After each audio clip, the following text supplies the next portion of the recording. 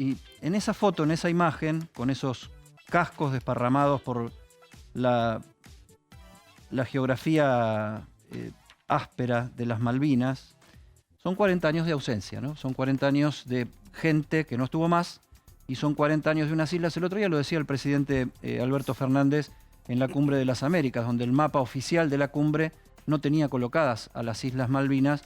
Señal política, ¿no?, de que pese a todos los apoyos internacionales, diplomáticos y llamamientos de las Naciones Unidas que ha recibido la Argentina a favor en su demanda de soberanía, sigue sin tener ninguna respuesta concreta, y el Reino Unido sigue tan fuerte como siempre a cargo de las islas. Entonces, 40 años de qué, 40 años de ausencia en esta recordación de lo que fue el cierre de uno de los acontecimientos más dramáticos de la historia argentina en el siglo XX. Ramiro Ciarrota es periodista, es colega nuestro de la casa, de acá de A24, y hizo una entrevista, te diría, muy significativa para esta fecha, con un colega, Eduardo Rotundo, que estuvo en Malvinas, fue corresponsal en la guerra de Malvinas y vivió acontecimientos, la verdad que insólitos, aparte de graves y muy peligrosos. ¿Cómo estás, Ramiro? Gracias por tu participación y gracias por este informe que nos traes.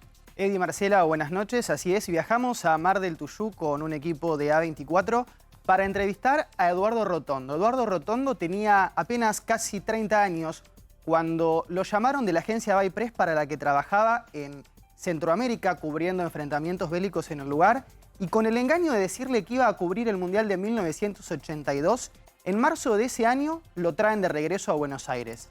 Pero cuando el 2 de abril se desata la guerra, lo llaman y él descubre la realidad. No había venido a la Argentina para cubrir un Mundial, sino que había venido para convertirse en corresponsal de una guerra que por primera vez iba a tener a su país tristemente como protagonista.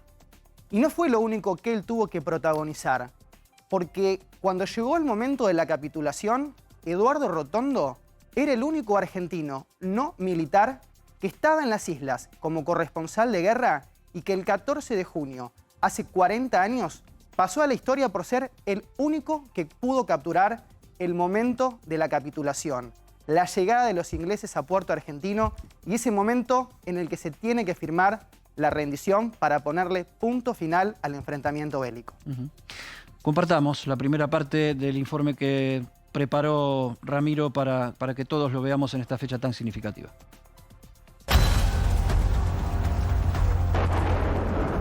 Bueno, a fines de marzo la agencia me llama y me dice: cerrá todo y viajá con tu señora y tus hijos a Buenos Aires. Y cuando el 2 de abril sale la noticia de que Argentina había recuperado las islas, me llaman por teléfono a lo de mi suegra y me dicen: bueno, ahora ya sabes para qué te llamamos. Yo siempre creí que la guerra iba a tener un desenlace no favorable para los argentinos. Porque, a ver, no estábamos peleando contra los ingleses, estábamos peleando contra toda la OTAN. Así que el 13 de junio Menéndez nos llama al mediodía a la gobernación y nos dice: bueno, los ingleses están del otro lado de los montes.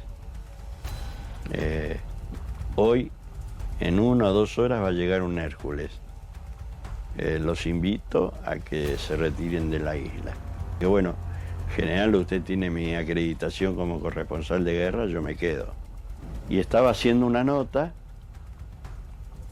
y de repente aparecen 2 Harrier.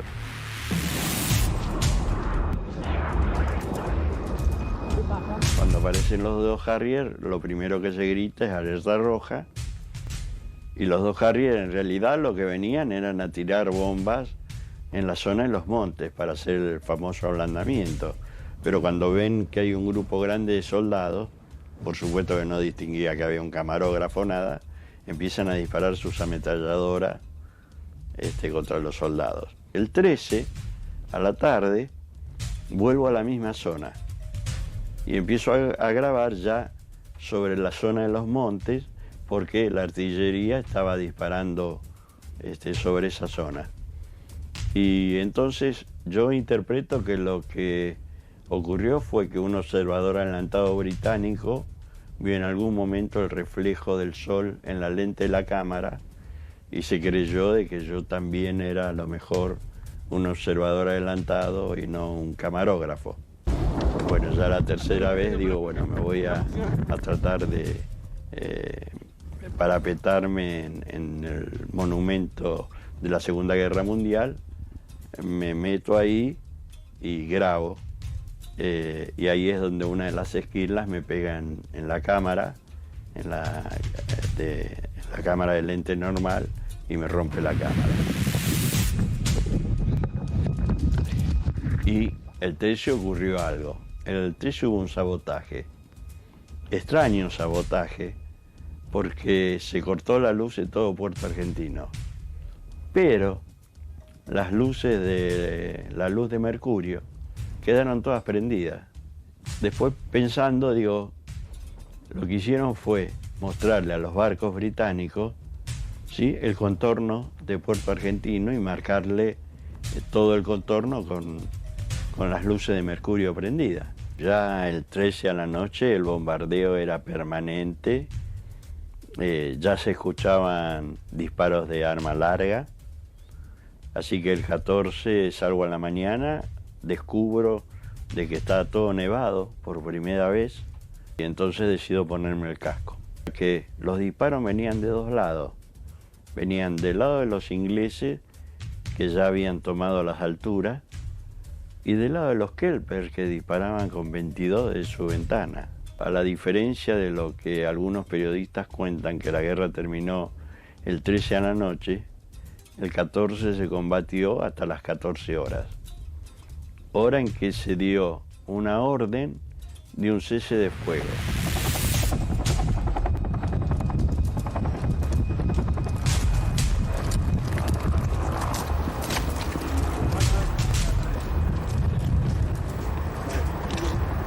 Faltaban 5 minutos para que terminara el cese del fuego y se volviera a combatir. Ahí sí iba a ser una masacre porque los ingleses estaban preparados, pero los argentinos no. Entonces Jeremy Moore agarra, tacha la palabra incondicional y le dice a Menéndez, bueno, iniciar el haz y firme la rendición. Bueno, hasta ahí fue una parte de la historia.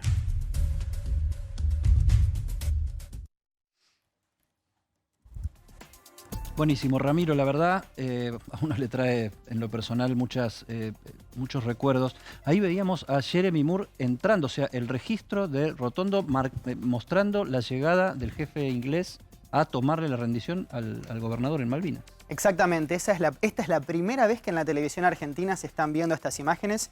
Él en su momento había trabajado para Baypress, que era una agencia que prestaba servicios para ABC News, una cadena de noticias de los Estados Unidos. Durante 10 años estas imágenes estuvieron embargadas para poder ser puestas al aire en la República Argentina.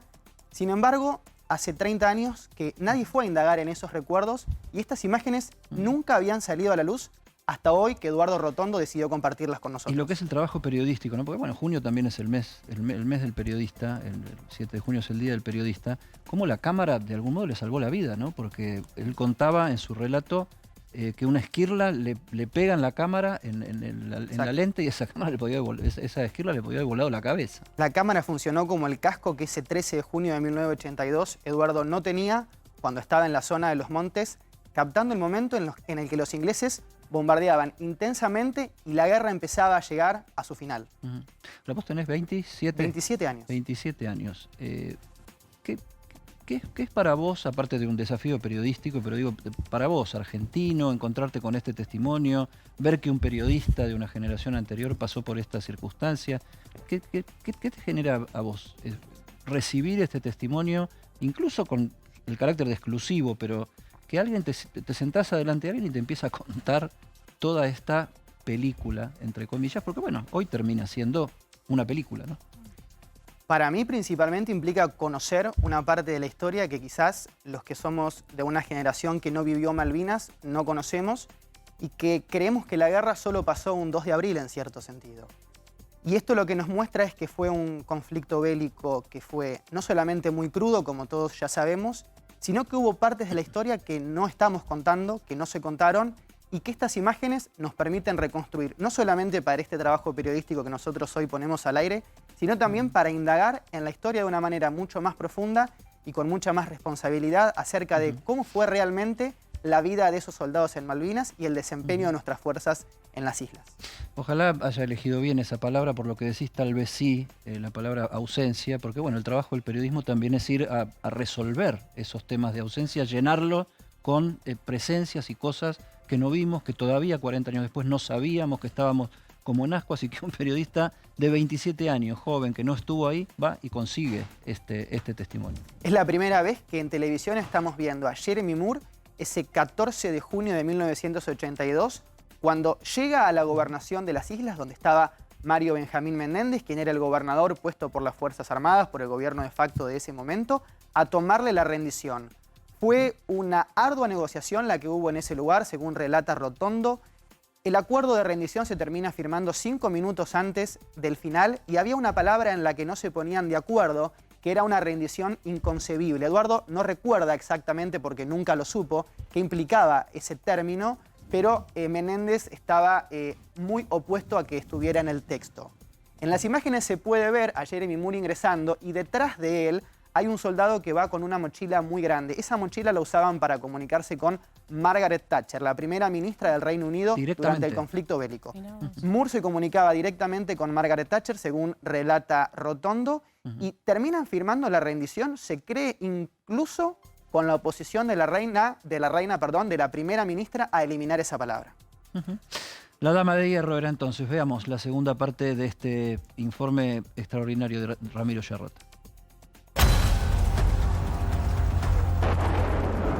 ¿No?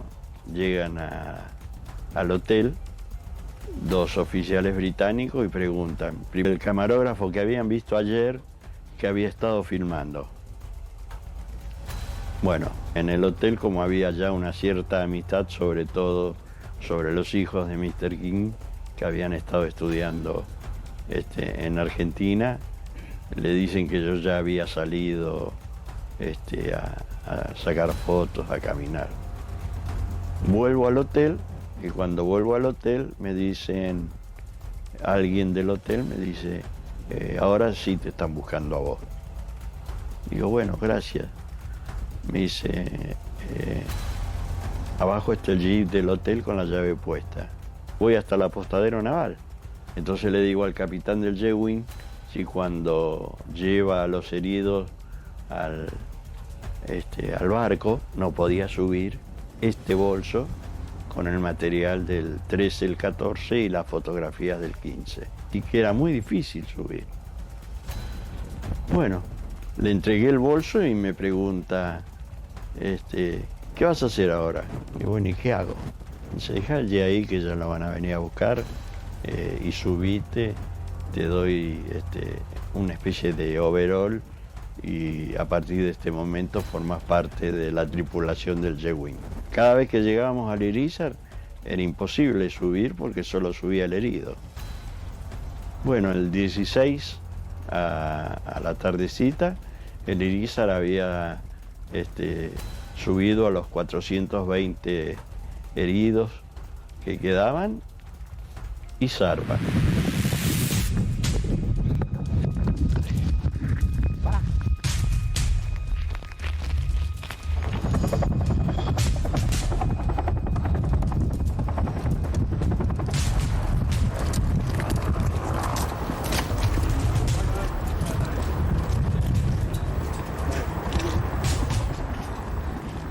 Años después de vos en la guerra de Malvinas.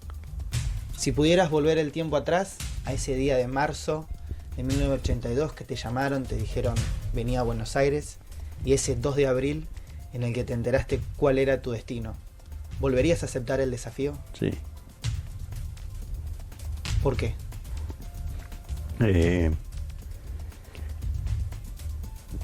creo que fue una de las cosas más importantes que pasaron en mi vida. Yo siempre digo que los soldados no terminaron la guerra, que cada noche que se acuestan tienen su guerra propia entre sus sueños. Después, digo que el soldado no muere en la guerra, sino muere cuando la gente lo olvida. Y la otra de Centroamérica era la guerra de otros, pero esta era mi guerra.